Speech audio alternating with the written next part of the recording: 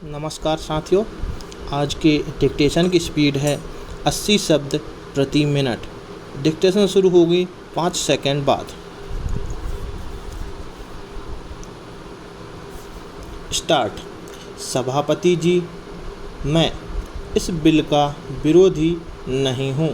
पूर्ण विराम। मैं अपने कुछ संशोधनों के साथ इस बिल का समर्थन करना चाहता हूँ। पूर्ण विराम। मैं कहना चाहता हूँ कि राष्ट्रीयकरण से पूर्व जिस ट्रैक्टर की कीमत 60,000 रुपये थी, राष्ट्रीयकरण के बाद उसकी कीमत दुगुनी हो गई है। जब से यह काम सरकार ने अपने हाथ में लिया है, तब से ट्रैक्टरों के दाम बढ़ गए हैं। पूर्ण विराम। यही कारण है कि सरकार को इसमें इतना लाभ मालूम पड़ रहा है। पूर्ण विराम। ये मनमानी कीमत किसानों से वसूल कर रहे हैं।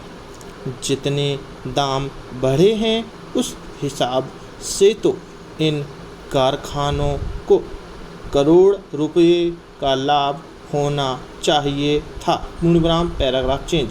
सभापति जी, माननीय सदस्य महोदय, मंत्री बनने से पूर्व जब अपना भाषण आरंभ करते थे तो बहुत तालियां बजती थीं, लेकिन मंत्री बनने के बाद हमने इनका उस तरह का भाषण नहीं सुना।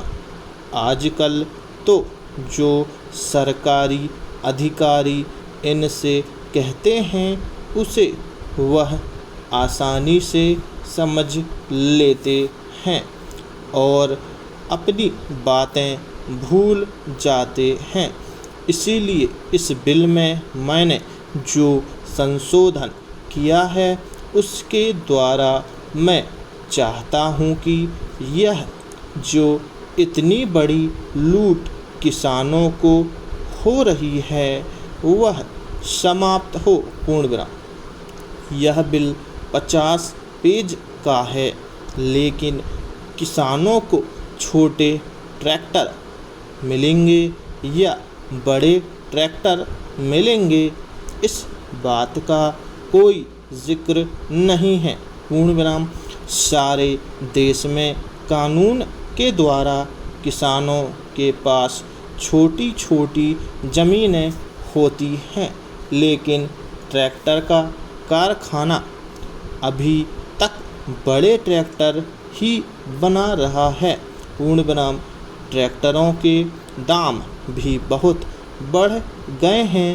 यदि किसानों को ट्रैक्टर खरीदने के लिए सरकारी कर्ज ना मिले तो कोई किसान इतना महंगा ट्रैक्टर नहीं खरीद सकता। पूर्ण विराम। अभी तो ट्रैक्टर खरीदने के लिए 1-2 साल बाद ही किसानों की ज़मीन बिक जाती है, क्योंकि उन्हें सरकारी कर्ज वापस करना होता है। पूर्ण विराम। महोदय, यद्यपि मैं इस बिल का समर्थन करता हूँ, लेकिन मंत्री महोदय से यह कहना चाहता हूँ कि इस पर जनता की राय ली जाए। पूर्ण विराम।